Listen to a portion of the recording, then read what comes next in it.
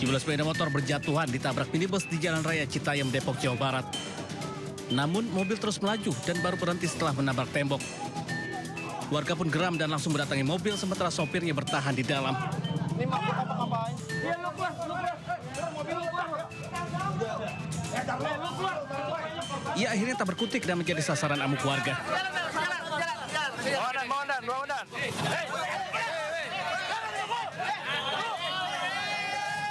Warga menduga kecelakaan terjadi karena pengemudi mobil berkendara dalam kondisi mabuk. Usai polisi datang, pengendara itu langsung dievakuasi ke mobil patroli. Akibat kejadian ini, sejumlah pengendara terluka serta tembok dan ruko. Dari Depok, Jawa Barat, Rizky Anyus melaporkan.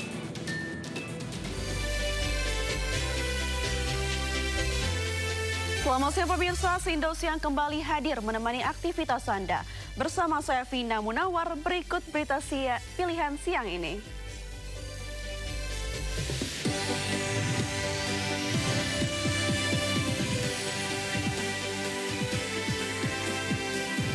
Satu keluarga di Pangkep, Sulawesi Selatan tewas setelah mobil yang mereka tumpangi tertimpa kontainer yang terguling.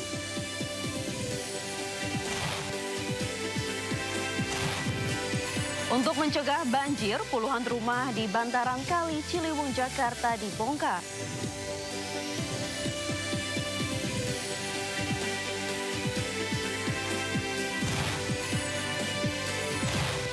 KPK gelar operasi tangkap di beberapa wilayah, emas 3 kg disita.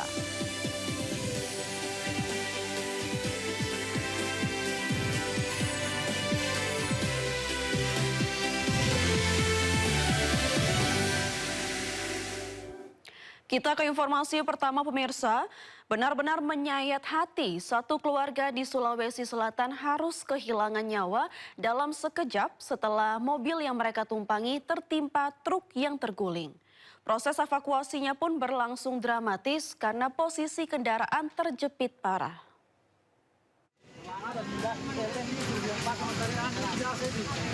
Sebuah minibus yang membawa satu keluarga ringsek parah usai tertimpa truk bermuatan kontainer di Jalan Poros Makassar, Pare, Desa Tamarupa, Kecamatan Mandale, Kabupaten Pangkep, Sulawesi Selatan.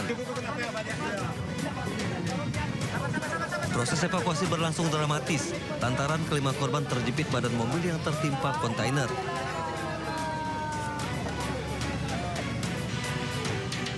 Kecelakaan bermula ketika truk kontainer yang menuju Makassar ini menyalip mobil yang melaju di depannya, lalu truk naik ke trotoar dan terguling sehingga menimpa mobil korban yang melaju di sampingnya.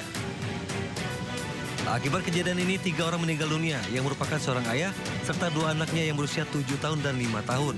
Sementara seorang ibu dan bayinya selamat. Kelima korban dibawa ke Puskesmas Mandale.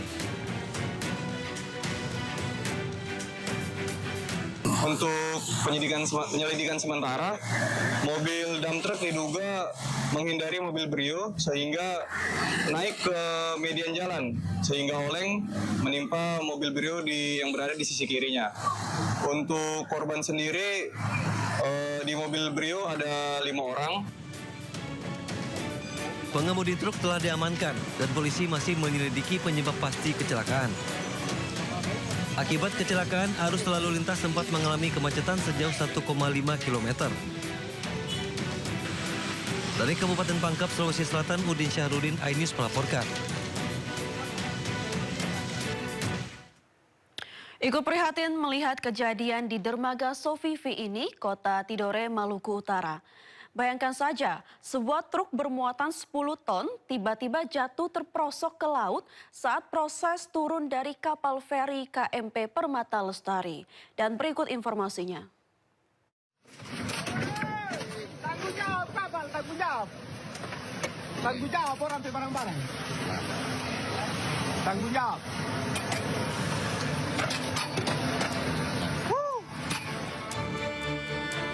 Truk bermuatan sekitar 10 ton terjatuh dan tenggelam ke dalam laut saat akan keluar dari kapal feri KMP Permata Lestari.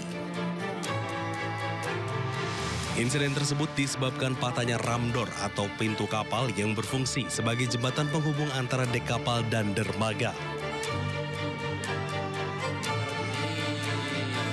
Beban truk seberat 10 ton membuat kendaraan cepat terperosok jatuh ke dalam laut.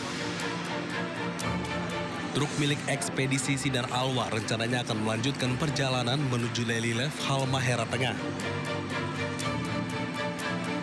Di mana truk berada kurang lebih 15 menit di atas rem door dengan kekuatan yang tidak bisa menahan beratnya truk 10 ton. Akhirnya truk tersebut jatuh ke air laut.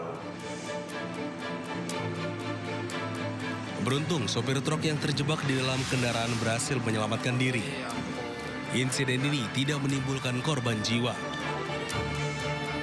Dari Ternate, Maluku Utara, Ismail Sangaji, iNews melaporkan.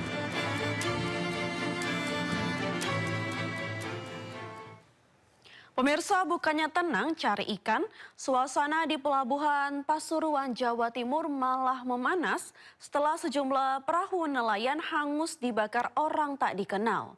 Pembakaran diduga dipicu oleh rebutan wilayah tangkapan ikan di laut. Kok bisa ya sampai anarkis begini? 2 unit sudah tiba di lokasi. 2 unit mobil kebakaran sudah ada di lokasi. 4 perahu milik nelayan dibakar orang tak dikenal saat bersandar di Pelabuhan Pasuruan, Kota Pasuruan, Jawa Timur, Rabu malam. Warga mencoba memadamkan api dengan alat seadanya, namun gagal. Api padam setelah 3 unit mobil pemadam kebakaran Kota Pasuruan dikerahkan ke lokasi. Menurut keterangan warga, sebelum terjadi kebakaran, sempat terjadi ketegangan antara nelayan Kabupaten Pasuruan dengan Kota Pasuruan dipicu masalah wilayah tangkapan ikan di tengah laut. Meski telah dimediasi, aksi pembakaran ini diduga untuk memperkeruh suasana. Polisi masih melakukan penyelidikan dan belum memberikan keterangan resmi terkait kasus ini. Dari Pasuruan, Jawa Timur, Jaka Samudra, iNews melaporkan. Duh, miris banget ya. Cuman gara-gara masalah sepele soal pipa bocor, seorang kakek 80 tahun di Bengkulu dianiaya tetangganya. Akibat kejadian ini, korban alami luka di kepala. Kok bisa ya masalah tetangga malah berujung kekerasan seperti ini? Nah, ini Pak Polisi, ada orang marah-marah tempat kami.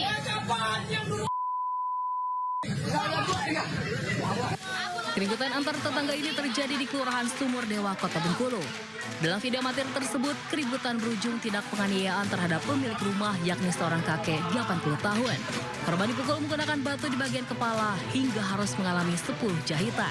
Pelaku tindak penganiayaan yakni 2 orang pria yang merupakan tetangganya sendiri. Tindak penganiayaan ini ternyata hanya dipicu karena masalah pipa air yang bocor. Keluarga korban sebelumnya protes kepada pelaku karena aliran air dari rumah pelaku masuk ke halaman rumah korban dan menyarankan untuk diperbaiki. Namun pelaku emosi dan mendatangi rumah korban. Dugaan tindak pidana yang terjadi terkait dari percekcokan dan terjadinya suatu dugaan tindak pidana penganiayaan sudah kita tangani dan dalam proses masih dalam penyidikan dan Kini keluarga korban berharap polisi dapat memberikan hukuman demi memberikan efek jera kepada para pelaku penganiayaan yang telah diamankan. Pemirsa, bayangkan saja sedang tenang beristirahat di rumah, tiba-tiba tanah yang kita pijak bergeser hingga bangunan retak dan hancur. Itulah kenyataan pahit dialami warga Desa Padasari, Jatinegara, Tegal, Jawa Tengah. Dampaknya 104 rumah rusak dan bahkan sebuah sekolah ambruk.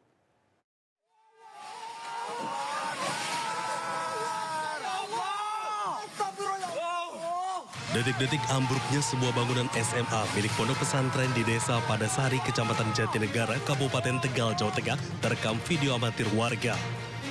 Bangunan 1 lantai ini ambruk akibat bencana tanah bergerak.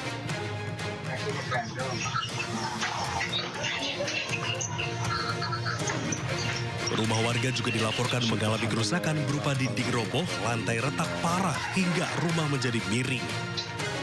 Berdasarkan data Badan Penanggulangan Bencana Daerah BPBD Kabupaten Tegal, jumlah rumah yang mengalami kerusakan sebanyak 104 rumah, 5 sekolah mulai PAUD, madrasah, SD hingga SMA. Ini rumah yang punya Ibu Muiro. Selain itu, akses jalan desa dan jalan kabupaten juga mengalami kerusakan di sejumlah titik. Untuk menghindari jatuhnya korban, puluhan warga dievakuasi ke posko pengungsian di kantor Majelis Zikir. Warga mengaku khawatir karena kondisi tanah yang labil. Dari Tegal, Jawa Tengah, Yunibar iNews melaporkan.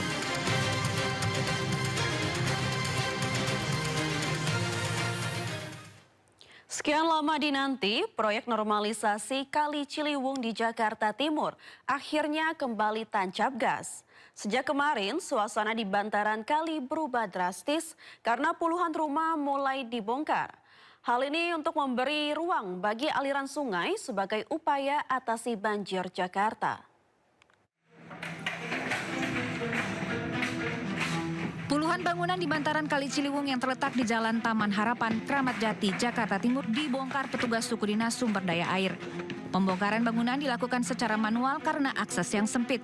Sebelumnya warga telah meninggalkan rumah mereka usai menerima kompensasi dari pemerintah Provinsi Jakarta. Pembongkaran bangunan bantaran kali adalah bagian dari normalisasi aliran Kali Ciliwung atau pelebaran kali untuk menanggulangi banjir yang sering melanda Jakarta. Selain itu, permukiman warga di sepanjang kali sering juga terendam banjir hingga 2 meter lebih. Terlebih bila mendapatkan kiriman dari wilayah Bogor, Jawa Barat. Dari Jakarta, Rio Manik, iNews melaporkan. Dan pemirsa, untuk mengetahui situasi terkini bongkaran bangunan liar di bantaran Kali Ciliwung, kami sudah terhubung dengan rekan Naura Safika di sana. Selamat siang Naura, bagaimana keadaan terkini di sana dan berapa rumah target hari ini untuk yang akan dibongkar? Ya, selamat siang Vina dan pemirsa. Hingga di siang hari ini untuk pembongkaran rumah yang berada di bantaran Kali Ciliwung, Jakarta Timur ini sudah dilakukan. Dan untuk target memang tidak jelas untuk informasi tersebut untuk target karena memang untuk saat ini kami berada di RT 4 dan memang kalau misalnya kita lihat sudah ada beberapa rumah yang sudah mulai dibongkar. Dan kalau tadi kami melihat di RT 4 tempat kami melaporkan, kemudian di RT 6 juga ada beberapa rumah yang sudah ditempel stiker bangunan ini telah dibebaskan oleh Dinas Sumber Daya Air Jakarta Timur, di mana untuk rumah yang sudah ditempelin itu artinya sudah mendapatkan kompensasi dan juga sudah diperintahkan untuk meninggalkan rumah karena akan segera dilakukan pembongkaran. Dan mengenai target memang untuk dari petugas Sudin Sumber Daya Air Jakarta Timur ini sudah melakukan beberapa rumah pembongkaran dimulai dari lantai atas lalu lanjut ke lantai bawah. Dan memang kalau untuk pembongkaran ini dilakukan secara manual dikarenakan memang kalau misalnya kita tadi berjalan aksesnya sempit sekali, jadi sulit kalau misalnya untuk dilalui oleh alat berat, sehingga pembongkaran manual dilakukan dengan palu, kemudian diketok ke beberapa tembok dan juga sudah dilakukan di beberapa rumah yang ada di sini. Dan di RT 4 ini memang tidak seluruh rumah dilakukan pembongkaran, hanya beberapa rumah saja yang memang tepat sekali berada di pinggir Kali Ciliwung dan sudah mendapatkan ataupun langganan banjir setiap tahunnya. Dan beberapa penghuni dari rumah ini juga sudah pindah ataupun meninggalkan rumah dan lokasi ini. Ada beberapa yang pindah ke Condet, namun ada juga yang mengikuti dengan keluarganya. Dan kalau misalnya kita lihat memang untuk arus saat ini dari Kali Ciliwung ini lumayan deras. Jadi memang kalau misalnya dari warga ini ada beberapa yang justru sangat bersyukur dengan adanya pembebasan ini karena memang dari mereka sudah lumayan jenuh dan juga capek menghadapi banjir yang setiap tahunnya ini selalu datang dan juga membanjiri dan menggenangi dari rumah yang ada di sini. Dan nantinya kalau misalnya dari rumah yang sudah dilakukan pembongkaran ini nantinya akan berdampak juga adanya minimalisir dari banjir di Jakarta, sekiranya 40% dapat membantu. Dan tidak hanya dari warga yang ada di RT 4 saja, nantinya untuk pembongkaran ini akan dilanjutkan juga ke RT 6, RT 7 hingga ke RT 15. Sementara itu Vina. Baik, terima kasih Naura dan juru kamera Sutrisno atas laporannya langsung dari bantaran Kali Ciliwung, Kramat Jati, Jakarta Timur, dan selamat bertugas kembali. Pemirsa, seorang siswa SMP di Kuburaya, Kalimantan Barat, nekat melempar bom molotov ke area sekolahnya. Diduga aksi dipicu depresi yang ia alami akibat sering jadi korban perundungan. Kejadian ini jadi pengingat bagi kita semua untuk lebih peduli terhadap dampak serius perundungan di lingkungan sekitar.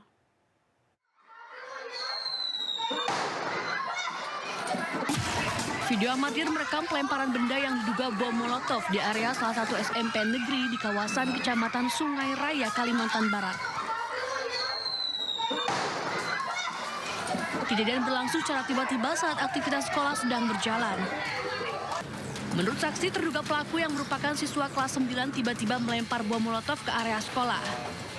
Akibatnya sempat muncul api dan asap di sekitar titik kejadian. Pihak sekolah bersama warga sekitar segera melakukan penanganan awal sehingga api tidak merambat ke bangunan utama. Tim Laboratorium Forensik Polda Kalimantan Barat beserta tim Inafis Polres Kuburaya telah melakukan olah tempat kejadian perkara serta memeriksa terduga pelaku. Tim dari Laboratorium Forensik Polda Kalbar, kemudian tim dari Inafis Ditreskrim kemudian Inafis Polres Kuburaya saat ini sedang melaksanakan olah TKP. Kemudian untuk pelaku yang diduga sebagai pelaku itu juga telah diamankan di Polres Kuburaya, tepatnya di Polsek Sungai Raya. Dan selanjutnya untuk saat ini kami sedang melaksanakan penyelidikan dan pendalaman terkait kejadian ini. Belajar seperti biasa, jam olahraga tetap seperti biasa, di kelas juga seperti biasa, tapi pas jam istirahat, habis makan MBG, nah itu kejadiannya seperti itu. Berapa kali ledakan? 4 kali. Ada korban nggak Bu dari anak-anak sendiri? Korban sih paling cuma ini aja, Pak, keijak aja paku gitu. Tapi bukan lemparan, enggak. Bukan lemparan tapi hanya keijak paku. Hingga kini polisi masih melakukan penyelidikan untuk memastikan motif dan kronologi lengkap peristiwa tersebut. Sementara aktivitas sekolah dilaksanakan secara online hingga 2 hari ke depan. Dari Kuburaya, Kalimantan Barat, Uun Yuniar, iNews melaporkan. Pemirsa, kasus kekerasan di Desa Ai Haruaya, Portibi, Kabupaten Padang Lawas Utara, Sumatera Utara, bikin geleng-geleng kepala. Seorang suami tega membakar istrinya karena tidak terima korban meminta cerai. Alasan yang benar-benar tidak masuk akal untuk sebuah aksi yang begitu keji.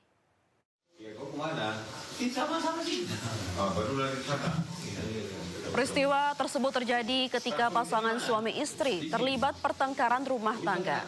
Pelaku sempat berupaya mengajak korban memperbaiki hubungan, namun korban menuntut cerai.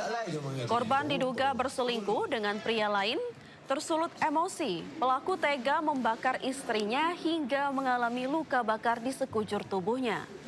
Pelaku yang diketahui berasal dari daerah Padang, Sumatera Barat ini tidak melarikan diri usai kejadian, melainkan tetap berada di lokasi. Sementara usai kejadian, korban yang merupakan warga desa Lantosan, Kecamatan Portibi, Kabupaten Padang Lawas Utara, langsung dilarikan ke rumah sakit terdekat untuk mendapatkan perawatan medis.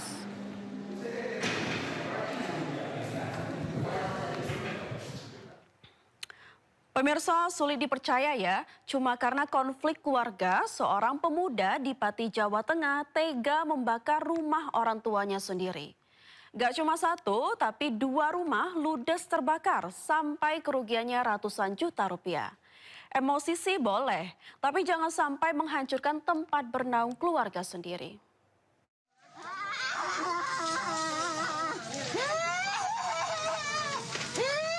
Konflik internal keluarga di Desa Sumber Agung, Kabupaten Pati membuat seorang anak laki-laki tega membakar rumah milik orang tuanya. Kejadian bermula saat terjadi cekcok antara pelaku dan orang tuanya hingga membuat pelaku emosi melakukan pembakaran rumah berjenis limasan tersebut. 1 unit mobil pemadam kebakaran langsung diterjunkan ke lokasi kejadian. Setelah melakukan aksi pembakaran, pelaku kemudian menyerahkan diri ke Polsek Jaken. Kebakaran di Dukuh Pohlanda, Desa Sumber Agung, RT 1 RW 4 Jaken. Ya, dari anggota menyampaikan bahwa kebakaran 2 rumah limasan dibakar oleh anak pemilik rumah karena konflik keluarga. Tidak ada korban jiwa dalam peristiwa ini, namun kerugian materi ditaksir mencapai 120 juta rupiah. Dari Pati, Jawa Tengah, Vindi Agil, iNews melaporkan. Seorang mahasiswi diduga dilecehkan oleh oknum guru besar di sebuah universitas negeri. Korban trauma berat dan harus dirawat di rumah sakit.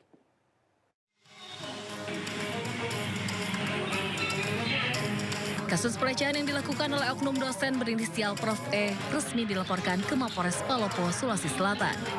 Oknum dosen Universitas Islam Negeri Palopo ini diduga memanfaatkan kesempatan saat mahasiswa yang menjadi korbannya jatuh pingsan. Di hadapan penyidik, korban mengaku sempat jatuh pingsan lalu diangkat oleh 2 orang pria ke sebuah ruko kosong milik terduga pelaku. Pelaku kemudian diduga memanfaatkan kesempatan tersebut untuk melecehkan korban. Aksi pelaku terhenti setelah korban membuka mata. Korban yang tidak terima pelecehan yang dialaminya langsung melaporkan kejadian tersebut ke Mapolres Palopo. Melalui rilis resminya, terduga pelaku membantah tudingan yang dialamatkan ke dirinya. Awalnya korban pingsan lalu diangkat oleh saksi lelaki rapi bersama yang diduga pelaku menuju ke dalam ruko milik pelaku, dan pada saat korban dibaringkan di dalam ruko tersebut, pelaku memasukkan tangannya ke dalam baju korban. Pelecehan atau pencabulan ini sudah melaporkan ke pihak kepolisian, maka kita menghargai proses hukum yang sudah ada, sehingga ketika informasinya sampai kepada kami lalu membicarakannya di tingkat pimpinan. Pembicaraan dari tingkat pimpinan menyimpulkan bahwa kepada yang terlapor perlu diberi ruang yang cukup untuk fokus menyelesaikan masalah hukum ini. Sejumlah mahasiswa mendesak polisi untuk membuka proses hukum secara profesional. Saat ini penyidik masih mengembangkan laporan korban. Penyidik juga akan mengagendakan pemeriksaan terhadap saksi dan terlapor. Pemirsa, kewaspadaan sudah harus semakin ditingkatkan karena sekarang narkoba mulai masuk lewat barang-barang yang terlihat biasa saja. Di mana polisi baru saja membongkar peredaran narkoba cair dalam rokok elektrik di Jakarta dan Tangerang. Bahkan 2 perempuan pengedar ikut diamankan berikut 82 cartridge.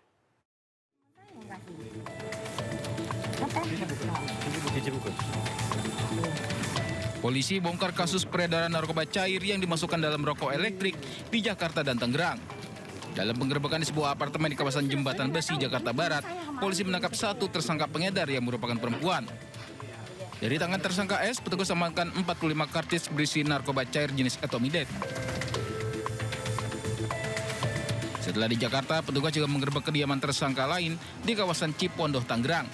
Petugas pun menangkap 1 tersangka perempuan lain. Dari tangan F, polisi amankan 37 kartridge berisi narkoba cair. Total sebanyak 82 kartridge narkoba cair berhasil diamankan. Telah mengamankan 1 orang wanita berinisial S di lobi Bougainville, apartemen Season City, Jembatan Besi, Tambora, Jakarta Barat. Dan kami mengamankan barang bukti berupa etomidate sebanyak 45 kartridge. Dan selanjutnya kami kembangkan.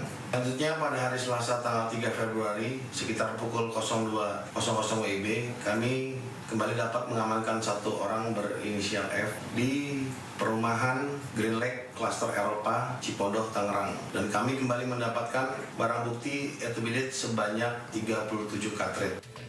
Saat ini kedua tersangka berikut barang bukti dibawa ke Polda Metro Jaya untuk dilakukan penyelidikan lebih lanjut. Dari Jakarta, Helmi Sajangbati, iNews melaporkan. Penyidik di Polsek Cilandak dijatuhi sanksi gara-gara kedapatan pakai kertas bekas saat menyusun dokumen BAP. Hal ini sempat memicu tudingan adanya rekayasa kasus.